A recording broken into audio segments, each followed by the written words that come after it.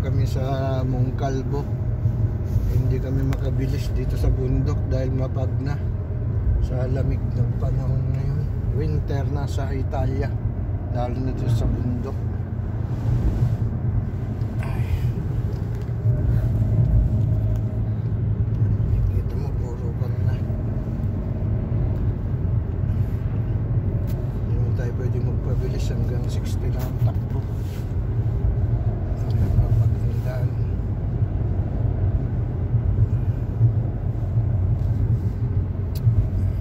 Ang daming karnero. Tingnan nyo naman yung karnero. Ang dami. Ganyan, ayun yung kwan nila. Dito kasi yung mga karnero parang kambing. Pares sila na maanggo. Pero yan ang halos kinakain namin dito na inuulam na binibili. Mga birang kambing dito eh.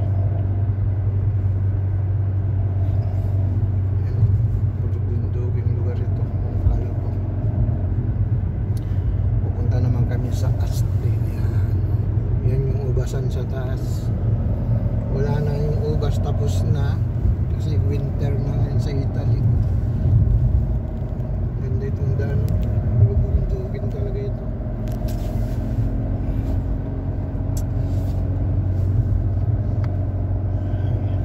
Habang nagmamaneho tayo, tinitignan natin yung daan at saka yung paligid.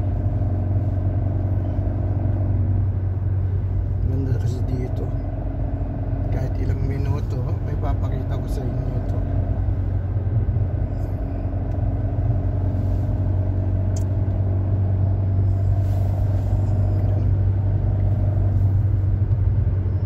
Kurba lang dito, hindi ko pwede magpabilis baka mag-slide tong gulong.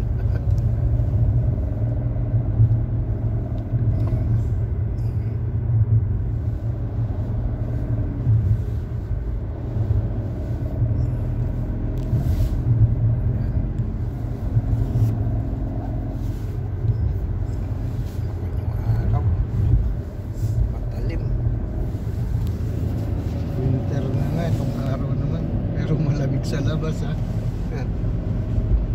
Cater lang tayo dito sa loob. Ito tayo sa kwan naman, sa bayan ng Castiglione.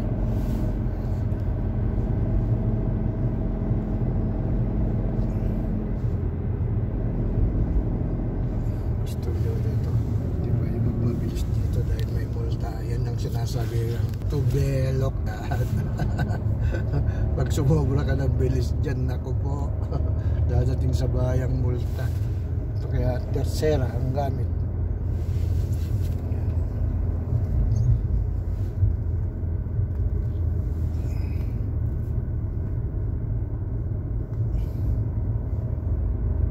Ito, nakitid na daan ito, kurbada pa. Daan-daan lang tayo din eh.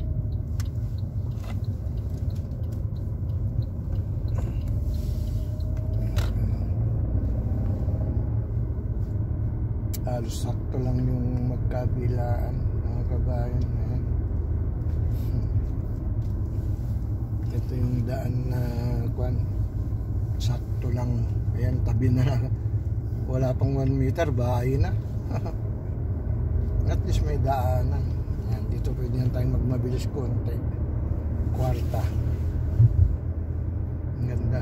Kaya pinapakita ko itong paligid. Ayan, sunset naman to. Bundok ito, nasa taas kami ng bundok. Bababa na kami niyan. Ayan.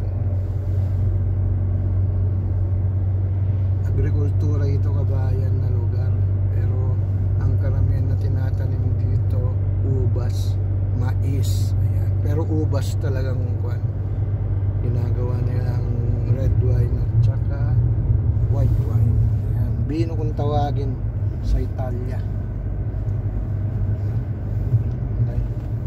Pababa na tayo sa bundok. Mahaba ito. Galing din pagkagawa.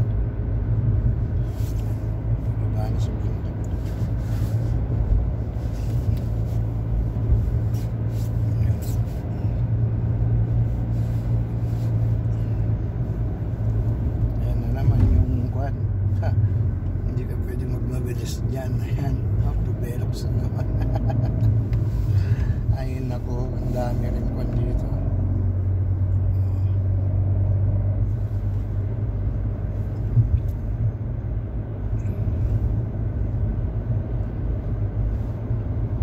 sumobra ka sa bilis, dadating sa bahay 2 days or 3 days, may multa na. Yan, 70 na ang takbo daw.